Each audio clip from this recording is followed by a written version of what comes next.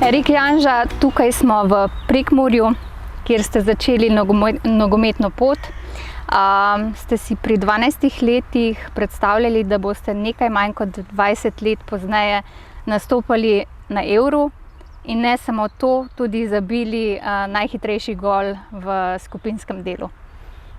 Ja, najprej hvala, ker ste prišli v Prekmurje, to mi res dosti pomeni. Z veseljem. Drugače pa iskreno ne, glede na vse skupaj, na celo mojo zgodbo,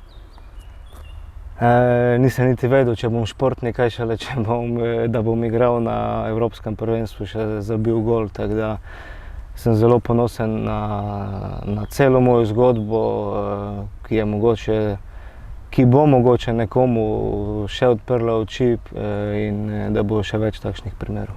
Pa povejte vašo zgodbo, kako se je začelo oziroma kako se je vaša pot začela? Niste bili najbolj tipični 12-letnik, kot bi si predstavljali zdaj, ko vas pogledamo, profesionalnega nogometaša. Ja, res je, kot otrok sem bil povsem normalen, suh, pol pa nekje od 10. leta naprej pa so se začeli nabirati kilogrami, skozi nepravilno prehrano seveda, pijača, jedača. Tako da pri 12 letih smo imeli v šoli sistematski pregled. Sicer jaz sem že prej imel nekaj problemov s težkim dihanjem, sapilo me je, tako da starši in jaz vedeli smo, da nekaj ni v redu, pol pa je to samo potrdila doktorica, visok pritisk, kot sem že rekel, sapilo me je. In doktorica je rekla, da če takoj ne bomo začeli s hujšanjem, da bom lahko kmalu že sladkorni bolnik tudi, da bom imel celo življenje probleme, tako da to je bil nek klik v našem življenju, življenju staršev. Predvsem oče, ki me je takrat vzel v svoje roke in ja, skupaj sva prelaufala dosti kilometrov, dosti sestavljenih jedilnikov z njegove strani, vse skupaj je kuhala mama, tako da res hvaležen sem njima, da sta me potegnila iz tega in da smo lahko danes vsi skupaj veseli in ponosni, da jaz in pa kot starši njihov sin, da je uspešen športnik. Ampak tista prelomna točka v vašem življenju, kjer se je vse skupaj začelo, je bil prav ta preventivni pregled pri 12 letih, ko je vas in vaše starše zbudila zdravnica s prognozo, če ne boste nekaj storili, vam srček ne bo delal. Tako, ja. Takrat je saj oče tudi dela v bolnici že 40 let. On je vedel, da to ni okej, ampak če se ne bi zgodil ta pregled, vprašanje, če bi on tako drastično reagiral, kot je takrat, ker je to res bilo čez noč, ni sladkih pijač, ni pomfrija, ni pohano, ni ne vem, je bilo vse kuhano na vodi več ali manj, brez kruha, dosti športanja, kot sem rekel že prej, tako da ja. Takrat se je začelo sicer, pa kot sem že dejal, parkrat me je bolelo tukaj pri srčeku že prej, taka pekoča bolečina in ja, hvala Bogu, da je kot je. Kaj lahko danes recimo otroku pri 12 letih svetujete glede na lastno izkušnjo?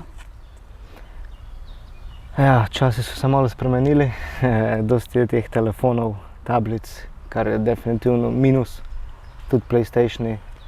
Velik problem, bom rekel, ker otrok, ko gleda v ta telefon in pa igra igrice, si prineše čips in malo gricka zraven, kar je največja napaka. Kaj pa starši, naj jih spodbujajo, da naj športajo, da naj grejo čim več ven na igrišče. Zdaj je malo vroče, mogoče bolj zvečer ali pa zgodaj zjutraj. Ampak tako sem rekel, naj se družijo na igrišču, naj se zabavajo zunaj, ker je škoda je, da bi otrok bil not cel dan gledal v ekrane in si s tem nekako uničeval mladost ali pa neko kariero. Pa tudi prihodnost, ne? Tako, prihodnost, tako da ja, peljite jih ven, vendar tudi mogoče, če niso dobri takoj ali pa uspešni, da naj vztrajajo, da naj ne vržejo takoj vse stran, recimo moj otrok pa ni za to ali pa ni za to. Tudi jaz nisem bil, jaz sem igral ping-pong pri 10 letih, pač nisem igral nogometa, pa me je oče, pač ni me forsiral, da bi mogel, ampak je verjel, da lahko, in prišlo je do tega, da sedaj že 13 let sem profesionalec, tako da spodbuda. Pa konec koncev tudi ne rabijo biti vsi profesionalci na koncu, Definitivno. ne? Pomembno je to, da pač zaženemo svoje telo. Tako, da se gibajo, da grejo od laufa, da grejo na kolo, da so aktivni in pač, da probajo imeti kar se da najlepši stil življenja, prehrana, gibanje, vse to skupaj. Če se ne motim, danes ste tudi vi oče. Ja, 2 sina. Koliko je tukaj pomemben zgled, da tako kot si želimo, da bi živeli naši otroci, imeli ta življenjski slog, živimo pravzaprav mi starši? Ja, jaz mislim, da je to najbolj pomembno, ker mislim, da vsak starš je vzornik svojemu otroku in tudi moj oče je bil vzor meni, tudi on je bil športnik, sicer ne profesionalist, ampak zelo dober rekreativec, bom rekel, in on je bil moj vzor.